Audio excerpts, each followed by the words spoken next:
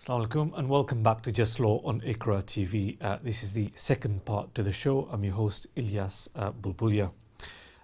Just before the break we had a number of calls relating to immigration matters and we were dealing with that. The last caller was asking questions about a judicial review application.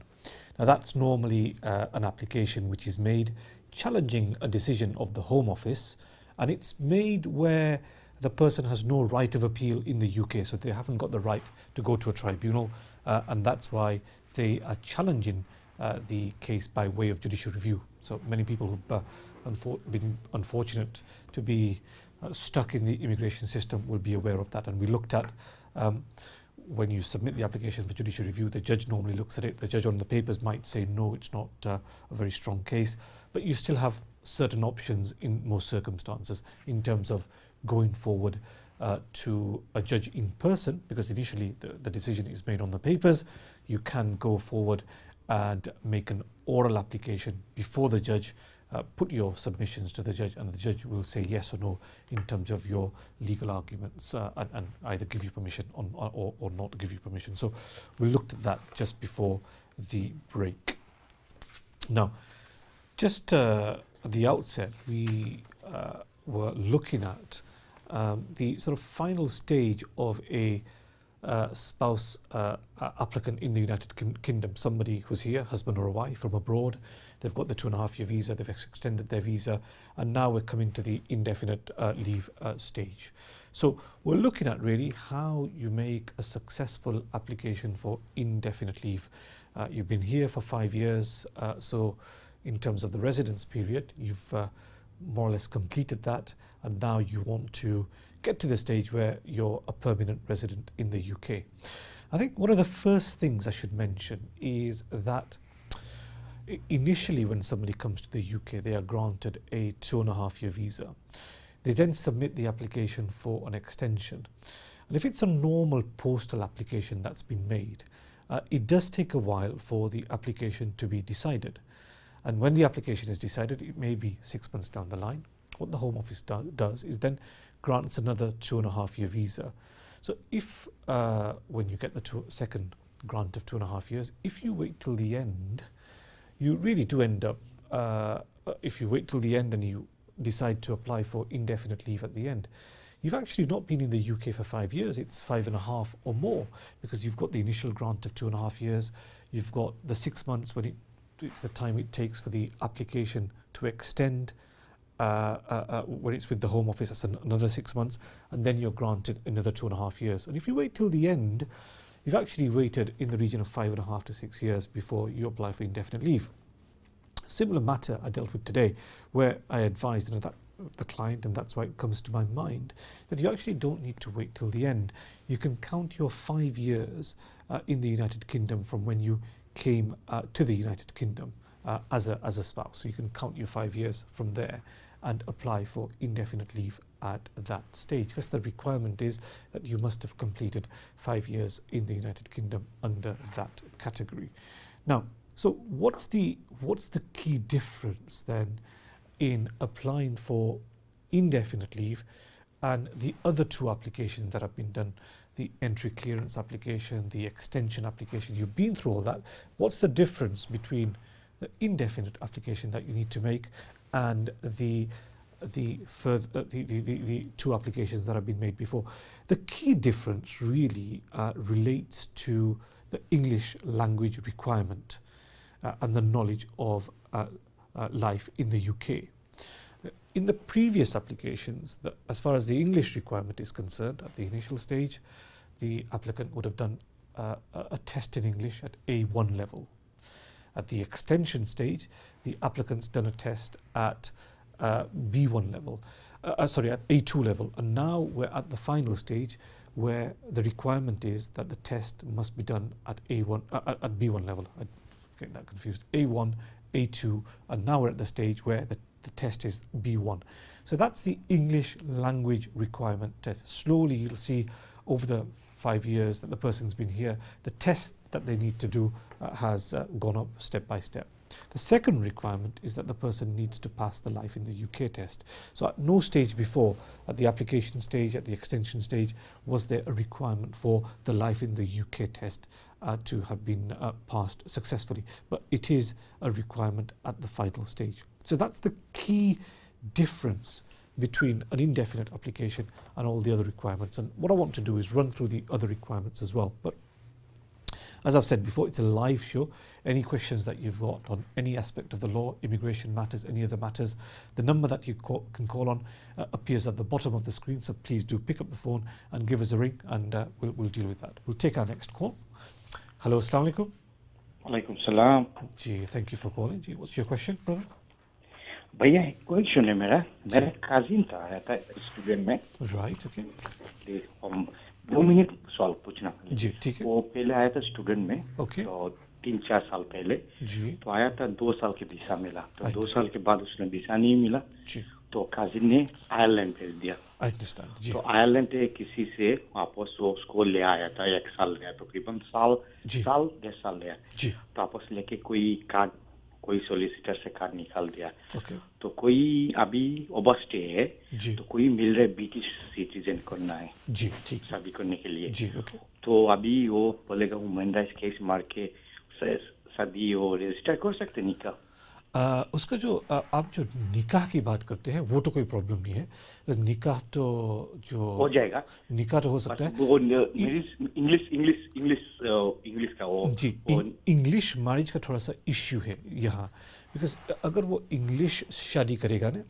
तो उसको registry office में बताना पड़ेगा कि मैं शादी करना चाहता हूँ फिर उसको वहाँ जाना पड़ेगा और जब वहाँ जाएगा तो वो देखेंगे कि ये ओवरस्टेयर है और वाइफ उसकी ब्रिटिश है तो उसको लाजमी होम ऑफिस को बताना पड़ता है कि ये नॉन ब्रिटिश के साथ वो शादी करने के लिए आया है तो इसमें प्रॉब्लम क्या हो सकता है कि होम ऑफिस को फिर ऑब्वियसली पता चल जाएगा कि ये शादी के लिए आया है तो अगर वो उसको रिमूव करना चाहते हैं तो वो रिमूव कर सकते हैं इससे बेहतर ये है कि अगर शादी करके उसकी वाइफ अगर वो प्रेग्नेंट है वो और वो बेबी एक्सपेक्ट कर रही है तो एट दैट स्टेज वो थोड़ा सा सेफ है अगर वो आप आगे जाकर शादी करने की कोशिश करे तो बिकॉज वो होम ऑफिस को बता सकता है कि नॉट ओनली मैं शादी करना चाहता हूँ wife is expected as well so wife is just about to be due तो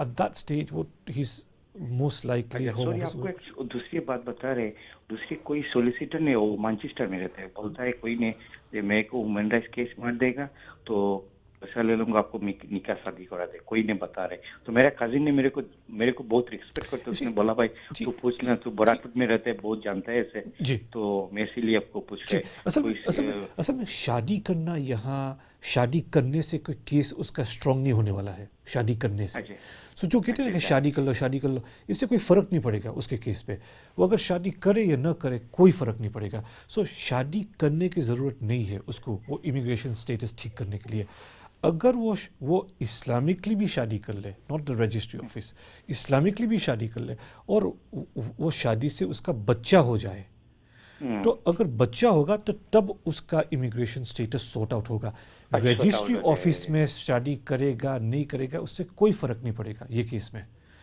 उसको क्या चाहिए कि अगर इस्लामिकली भी उसने शादी कर ली और उसका बच्चा हो गया उसने रजिस्ट्री शादी नहीं की सिर्फ इस्लामिकली शादी की और बच्चा हो गया उसकी वाइफ के थ्रू तो बच्चा ब्रिटिश होगा तो वो बच्चे के बेसिस पे होम ऑफिस उसको ह्यूमन राइट्स की वीज़ा दे देते हैं सो मेरी राय ये है ये सिचुएशन में कि उसकी जो वाइफ है ना जिसके साथ शादी करने वाला है उसकी पहले तो शादी नहीं हुई है ना पहली शादी नहीं शादी नहीं अभी बात चल रहा है बाकी तकरीबन 85% जी और है बात हो रहा है ठीक है राइट तो बेस्ट ऑप्शन क्या है रजिस्ट्री ऑफिस में अभी जाने की कोई ज़रूरत नहीं है straight away human rights application डालने की भी ज़रूरत नहीं है बेस्ट ऑप्शन इसमें क्या होता है कि अगर वो इस्लामिकली शादी कर ले और उसका बच्चा हो जाए और एट दैट स्टेज वो एप्लीकेशन डाल they even without the registry marriage उसका काम हो जाएगा बच्चे के बेसिस पे वो बेस्ट है अगर वो रजिस्ट्री ऑफिस में चला गया तो फिर होम ऑफिस को पता चलेगा कि ये आदमी यहाँ रहता है, तो होम ऑफिस एक्शन ले सकते हैं उसके अगेंस्ट। ये आपको बात बिल्कुल सही है, बिल्कुल बात सही। और वैसे भी आपने ह्यूमन राइट्स का कोई एप्लीकेशन डाल दिया, एक तो फीस देनी पड़ती है, 1500 पाउंड लॉयर्स की फीस देनी पड़ती है, और उसको पता चल जाएगा कि ये आदमी यहाँ रह रहा है इलीगल। इसमें कोई स्ट्रेट अवे कोई फायदा नहीं है इसमें, स्ट्रेट अवे नहीं, आपको बात बिल्कुल सही है। इससे बेहतर है इस्लामी निकाह हो जाए, उसके बाद इंतजार करो, उसके बाद इंतजार करो। ऐसा लगे कि 3-4 मंथ्स के बाद वाइफ प्रेग्नेंट हो गई, चलो माशाल्लाह, तो फिर केस डाल दो। शादी की कोई जरूरत है। Thank you very much for your call. Thank you very much. No problem. Thank you. So we're looking at indefinite applications, but we've got a number of calls waiting, so we'll go to that. Take our next call. Hello, assalamu alaikum. Assalamu alaikum. Ji walaikum salam. Ji, thank you. Just to further just explain on the English test. For a spouse comes on spouse visa in UK, she has cleared the initial entry clearance. Now it's for FLR, or indefinite leave to remain. She's got a degree from Pakistan, which is verified by the NARIC, UK NARIC degree, UK NARIC Association here as well. Okay. Does she still need to pass these tests? Generally, no, but you've got to be clear. If there is a degree certificate from Pakistan, so you submit the degree certificate first of all, then you submit the letter from UK NARIC, which, as you've mentioned, so obviously you're aware of that it's the degree is comparable to a degree in the UK, so it's the same bachelor's level standard. So that's your second document. There is now a third document that you need from UK NARIC, which wasn't the case before.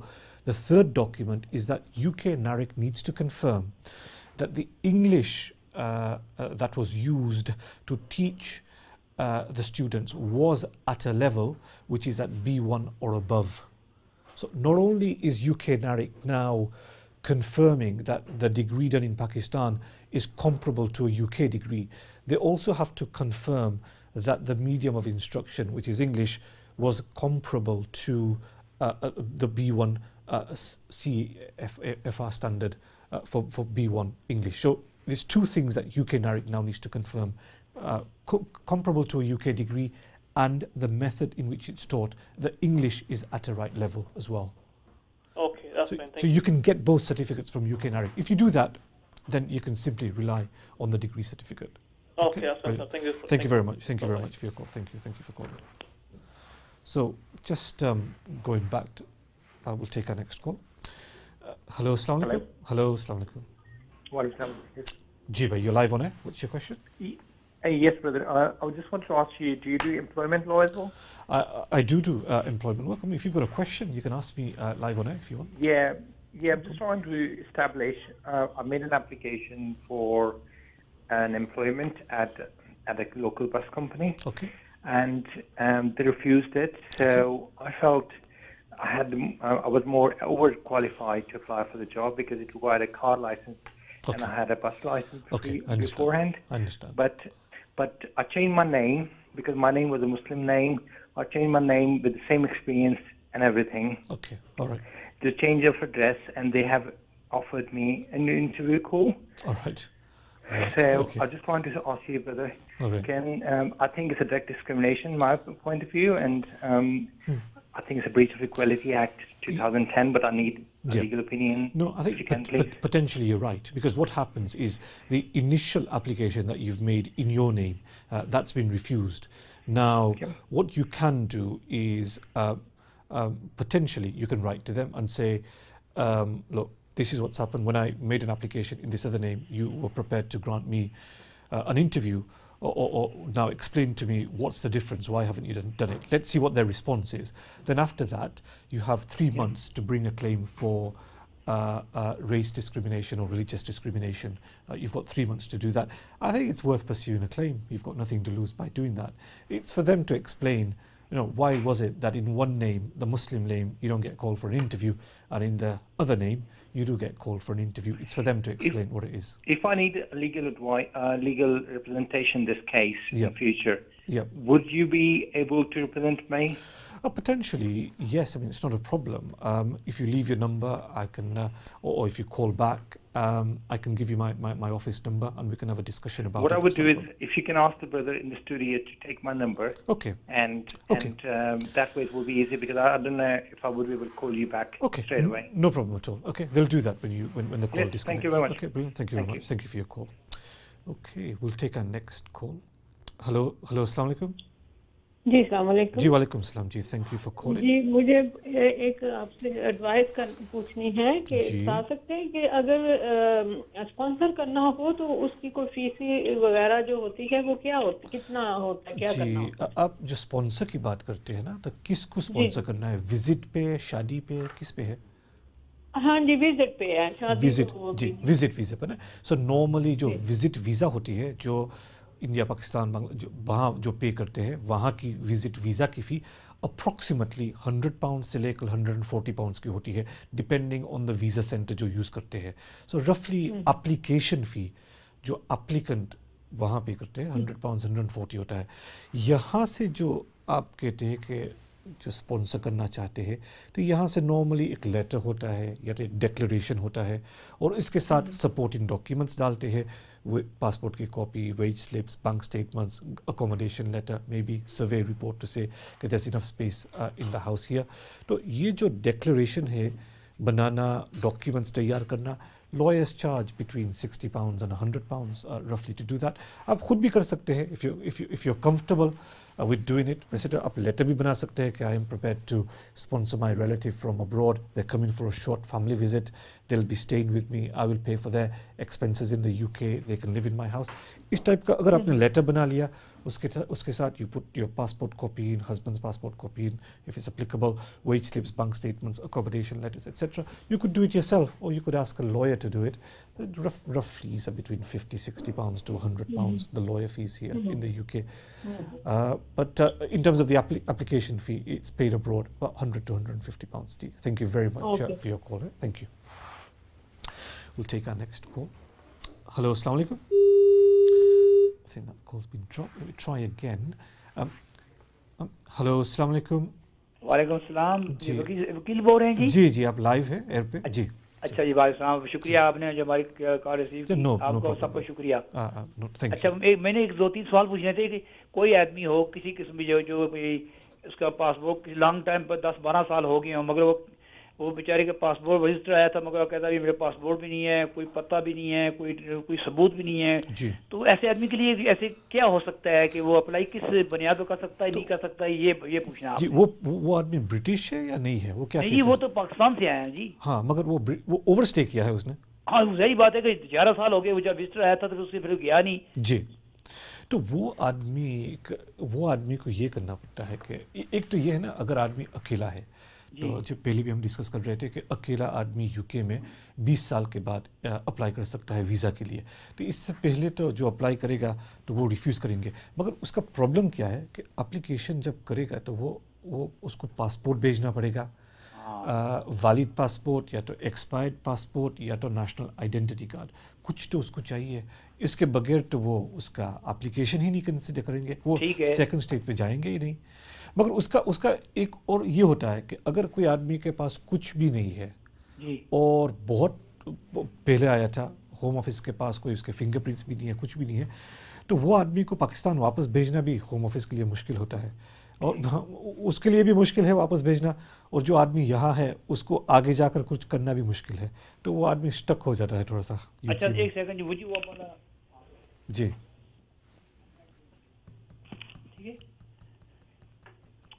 जी भाई। हाँ जी, तो मगर वो है कि fingerprint की कितने अरसे से होम हाउस लेना शुरू करे? वो 10 साल पहले आया था। रफली उसको याद होगा कि रफली अबाउट 9-10 years ago उसने शुरू किया था फिंगरप्रिंट्स लेना। अच्छा, 9-10 ये आप पूछ सकते हैं उनसे भी, फिंगरप्रिंट आपसे लिए ले। उसको पता होगा कि जब उसने अप्लाई किया था, इस्लामाबाद, मीरपुर, जहाँ भी अप्लाई किया था, उसको फिंगरप्रिंट्स के लिए बुलाया था या नहीं।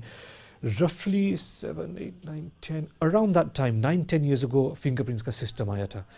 very possible कि वो जो आया है तो उसका फिंगरप्रिंट्स उसने नहीं लिए थे। अगर फिंगरप्रिंट्स ही नहीं लिए थे तो कोई पता ही नहीं कि ये आदमी कौन है, ये प्रॉब्लम है। ये एक आदमी उसका केस भी आगे नहीं चला सकता, और होम ऑफिस भी उसको निकाल भी नहीं सकते। मगर एक लॉयर से बात कहते उसने कहा मैंने की थी तो वो कह रहे थे 1500 की फीस है, ये होगा तो वो आगे किस हद तक वो बड़ी मुश्किल होगा ना, मुश्किल होगा। फर्स्ट रिक्वायरमेंट ये है कि पासपोर्ट है यानी एक्सपायर्ड पासपोर्ट है यानी नेशनल आइडेंटिटी कार्ड है यानी, और आपने क्या किया ये करने के लिए। सो फर्स्ट हर्डल में प्रॉब्लम होगा। अगर उसने कहा कि ठीक है आपने बहुत कोशिश की ये डॉक्यूमेंट बनाने के लिए, आपको डॉक्यूमेंट नहीं बना सके, नेक्स्ट स्टेज पे आप जा रहे हैं, नेक्स्ट स्टेज पे तो वो रिफ्यूज़ कर देंगे ना। 11 साल में तो इट्स नॉट इनफ, वो तो गारंटीड रिफ्यूज़ल है, इसमें कोई कुछ नहीं होगा। Bit of a waste of my view is, it's a bit of a waste of money. ये होपलेस केस है। यही बात है। तो अभी वो क्या कर सकता है कि 20 साल इंतजार करे? अभी वेट करो, और तो क्या कर सकता है, कुछ नहीं कर सकता। मगर उसको पासपोर्ट तो बनाना पड़ेगा। सो होम ऑफिस से उसको कुछ करना चाहिए पासपोर्ट बनाने के लिए। तो इसके बगैर जरा मुश्किल हो जाएगा। कुछ भी नहीं कर, शादी भी नहीं कर सकेगा, अगर शादी नहीं हुई है तो शादी भी नहीं कर सकेगा, एप्लीकेशन भी आगे जाकर नहीं डाल सकेगा, कुछ नहीं कर सकेगा। जी, thank you very much for your call. We're running out of time, but we do have time for one last call, so I'll take that. Hello, assalamu alaikum. Walaikum assalam. I just wanted to ask about the immigration status. Actually, we applied our visa in June 2017 on FLRFP. Okay. And it has been nearly 9 months and nothing is happening. So what do you think, how long it takes, and do you think it will go through? As the lawyer said, it will. I've got 2 British children. 2 British children, right? And yes. There's never been a problem with any English test or anything like that you've done? Or anything? No, they didn't ask for, because we are applying on FLRFP. Actually, no. For some time we've gone illegal. But there's no problem. There's never been any other problems about lying to the Home Office or anything like that, or dodgy certificates? No. Inshallah, based on the 2 children, it should be granted. But the processing time for FLRFP it varies, in my experience, from an extreme case of 1.5 years to something which is then decided in 6 to 7 months. Best thing is, in your situation, just hold fire, just wait. Inshallah, you should get good news, but it may take another 6, 7, 8 months before you get that. But based on what you've said, hopefully it should be successful. It's just a waiting game.